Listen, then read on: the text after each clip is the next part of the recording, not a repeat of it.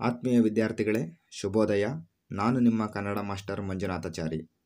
ಇಂದಿನ ಈ ವಿಡಿಯೋದಲ್ಲಿ ಅಲಂಕಾರಕ್ಕೆ ಸಂಬಂಧಪಟ್ಟಂತಹ ಒಂದು ಪ್ರಶ್ನೆಗೆ ಉತ್ತರವನ್ನು ಕಂಡುಕೊಳ್ಳೋಣ. ಪ್ರಶ್ನೆ ಹೀಗಿದೆ: ಮಾತು ಬಲ್ಲವನಿಗೆ ಜಗಳವಿಲ್ಲ, ಊಟ ಬಲ್ಲವನಿಗೆ ರೋಗವಿಲ್ಲ. ಪ್ರಸ್ತುತ ಈ ಗಾದೆ ದೃಷ್ಟಾಂತ ಅಲಂಕಾರಕ್ಕೆ ಉದಾಹರಣೆ ಆಗುತ್ತೆ. ಜೊತೆಗೆ ಈ ಗಾದೆ ಅರ್ಥವನ್ನು ನಾವು ಮೊದಲನೇದಾಗಿ ತಿಳ್ಕೊಂತ ಹೋಗೋಣ. ಮಾತು ಬಲ್ಲವನಿಗೆ ಜಗಳವಿಲ್ಲ.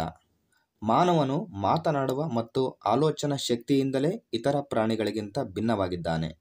ಅಂತಹ ಅಮೂಲ್ಯವಾದ ಮಾತನ್ನು ಉತ್ತಮ ರೀತಿಯಲ್ಲಿ ಬಳಸಿಕೊಳ್ಳಬೇಕು. ಹಾಗಲ್ಲದೆ ನಾಲಿಗೆ ಹರಿದ ಕಡೆಯಲ್ಲೆಲ್ಲ ಬಿಟ್ಟರೆ ಬಾಯಿ ಬಿಟ್ಟರೆ ಬಣ್ಣಗೇಡು ಎಂಬಂತಾಗುತ್ತದೆ.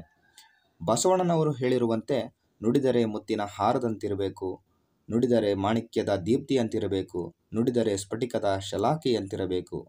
ಅಂದರೆ ನಮ್ಮ ಮಾತು ಇತರರಿಗೆ ನೋವುಂಟು ಮಾಡದಂತೆ ಹಿತ ಮಿತ ಮೃದುವಾಗಿರಬೇಕು. ಇಲ್ಲದಿದ್ದರೆ ಅದು ಜಗಳ, ವೈಮನಸ್ಸಿಗೆ ಕಾರಣವಾಗುತ್ತದೆ ಎಂಬುದು ಈ ಗಾದೆಯ ಆಶಯವಾಗಿದೆ. ಇನ್ನು ಊಟ ಬಲ್ಲವನಿಗೆ ರೋಗವಿಲ್ಲ. ಬಹುತೇಕ ರೋಗಗಳಿಗೆ ನಾವು ಸೇವಿಸುವ ಆಹಾರವೇ ಕಾರಣ. ಈ ಆಧುನಿಕ ಯುಗದಲ್ಲಿ ಪಾಶ್ಚಾತ್ಯ ಅನುಕರಣೆಯಿಂದಾಗಿ ಸಾಂಪ್ರದಾಯಿಕ ಆಹಾರ ಪದ್ಧತಿ ಕಾಣೆಯಾಗುತ್ತಿರುವುದರಿಂದ ಆರೋಗ್ಯದ ಮೇಲೆ ದುಷ್ಪರಿಣಾಮ ಉಂಟಾಗಿದೆ.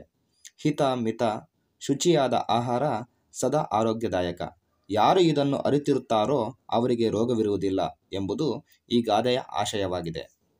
ಈ ಗಾದೆ ದೃಷ್ಟಾಂತ ಅಲಂಕಾರಕ್ಕೆ ಉದಾಹರಣೆಯಾಗುತ್ತೆ ಅಂತ ಹೇಳಿದೆ. ದೃಷ್ಟಾಂತ ಅಲಂಕಾರದ ಲಕ್ಷಣ ನೋಡೋದಾದರೆ, ಎರಡು ಬೇರೆ ಬೇರೆ ವಾಕ್ಯಗಳು ಅರ್ಥ ಸಾದೃಶ್ಯದಿಂದ ಒಂದಕ್ಕೊಂದು ಬಿಂಬ ಪ್ರತಿಬಿಂಬ ಭಾವದಂತೆ ತೋರುತ್ತಿದ್ದರೆ ಅದನ್ನು ದೃಷ್ಟಾಂತ ಅಲಂಕಾರ ಅಂತ ಹೇಳಿ ಕರಿತೀವಿ. ಇಲ್ಲಿ ವಾಕ್ಯವನ್ನು ಗಮನಿಸಿರ್ಬೋದು ನೀವು. ಮಾತು ಬಲ್ಲವನಿಗೆ ಜಗಳವಿಲ್ಲ, ಊಟ ಬಲ್ಲವನಿಗೆ ರೋಗವಿಲ್ಲ. ಇಲ್ಲಿ ಬಿಂಬ ಪ್ರತಿಬಿಂಬದಂತೆ ಕಂಡು ಬರ್ತಾ ಇದೆ. ಬಿಂಬ ಎಂದರೆ ಕನ್ನಡಿಯಲ್ಲಿ ಪ್ರತಿಫಲಿಸುವುದರಿಂದ ಉಂಟಾಗುವ ಒಂದು ಪ್ರತಿರೂಪ. ಪ್ರತಿಬಿಂಬ ಎಂದರೆ ಮೂಲಕ್ಕೆ ಸಾದೃಶ್ಯವಾದುದು, ಪಡಿಛಾಯೆ, ಪಡಿನೆರಳು ಎಂದು ಅರ್ಥ. ಇಲ್ಲಿ ಮಾತು ಬಲ್ಲವನಿಗೆ ಜಗಳವಿಲ್ಲ, ಊಟ ಬಲ್ಲವನಿಗೆ ರೋಗವಿಲ್ಲ ಈ ಸಾಲಿನಲ್ಲಿ ಬಿಂಬ ಪ್ರತಿಬಿಂಬದ ರೀತಿಯಲ್ಲೇ ಕಂಡು ಬರ್ತಾ ಇದೆ. ಅಂದರೆ ಮೂಲಕ್ಕೆ ಸಾದೃಶ್ಯವಾಗುವಂತಹ ರೀತಿಯಲ್ಲಿ ಮೊದಲನೇ ಸಾಲನ್ನೇ ಹೋಲಿಕೆಯಾಗುವಂತಹ ರೀತಿಯಲ್ಲಿ ಎರಡನೇ ಸಾಲು ಇದೆ. ಇಲ್ಲಿ ಉಪಮೇಯ ಮಾತು ಬಲ್ಲವನಿಗೆ ಜಗಳವಿಲ್ಲ, ಉಪಮಾನ ಊಟ ಬಲ್ಲವನಿಗೆ ರೋಗವಿಲ್ಲ.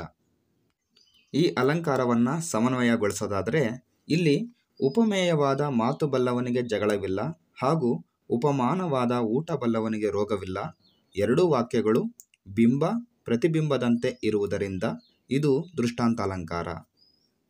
ದೃಷ್ಟಾಂತ ಅಲಂಕಾರಕ್ಕೆ ಇನ್ನೂ ಕೆಲವು ಉದಾಹರಣೆಗಳನ್ನು ನೋಡೋದಾದರೆ, ಉಪ್ಪಿಗಿಂತ ರುಚಿ ಇಲ್ಲ, ತಾಯಿಗಿಂತ ಬಂಧುವಿಲ್ಲ, ಊರು ಉಪಕಾರ ಅರಿಯದು, ಹೆಣ ಶೃಂಗಾರ ಅರಿಯದು, ಕಟ್ಟುವುದು ಕಠಿಣ, ಕೆಡವುವುದು ಸುಲಭ, ಕುಂಬಾರನಿಗೆ ವರುಷ, ದೊಣ್ಣೆಗೆ ನಿಮಿಷ, ಸತ್ಯಕ್ಕೆ ಸಾವಿಲ್ಲ, ಸುಳ್ಳಿಗೆ ಸುಖವಿಲ್ಲ, ದೇಶ ಸುತ್ತಿ ನೋಡು, ಕೋಶ ಓದಿ ನೋಡು. ಇವೆಲ್ಲವೂ ಕೂಡ ದೃಷ್ಟಾಂತ ಅಲಂಕಾರಕ್ಕೆ ಉದಾಹರಣೆಯಾಗುತ್ತೆ. ಸಮನ್ವಯಗೊಳಿಸುವಂತಹ ಸಂದರ್ಭದಲ್ಲಿ ನಾವು ಬಳಸಬೇಕಾಗಿರ್ತಕ್ಕಂತಹ ಮುಖ್ಯ ಪದಗಳು ಉಪಮಾಲಂಕಾರದಲ್ಲಿ ಹೋಲಿಸಿ ವರ್ಣಿಸಲಾಗಿದೆ. ಅಂದರೆ ಹೋಲಿಸಿ ವರ್ಣಿಸಿರುವುದರಿಂದ ಇದು ಉಪಮಾಲಂಕಾರ ಅಂತ ಬರೀಬೇಕು. ಹಾಗೆ ರೂಪಕಾಲಂಕಾರಕ್ಕೆ ಅಭೇದವನ್ನು ರೂಪಿಸಿರುವುದರಿಂದ ಇದು ರೂಪಕಾಲಂಕಾರ ಅಂತ ಬಳಸಬೇಕು. ಹಾಗೆ ಇಲ್ಲಿ ದೃಷ್ಟಾಂತ ಅಲಂಕಾರದಲ್ಲಿ ಎರಡು ವಸ್ತುಗಳು ಬಿಂಬ ಪ್ರತಿಬಿಂಬದಂತೆ ಇರುವುದರಿಂದ ಇದು ದೃಷ್ಟಾಂತ ಅಲಂಕಾರ ಅಂತ ಬಳಸಬೇಕಾಗುತ್ತೆ. ವಿದ್ಯಾರ್ಥಿಗಳೇ, ಈ ಅಲಂಕಾರದ ಮಾಹಿತಿ ನಿಮಗೆ ಇಷ್ಟ ಆಗಿದೆ ಅಂತ ಭಾವಿಸ್ತಾ ಮುಂದಿನ ವಿಡಿಯೋದಲ್ಲಿ ಮತ್ತೆ ನಾನು ನಿಮಗೆ ಸಿಗ್ತೀನಿ. ಅಲ್ಲಿವರೆಗೂ ಕಾಯ್ತಾ ಇರಿ.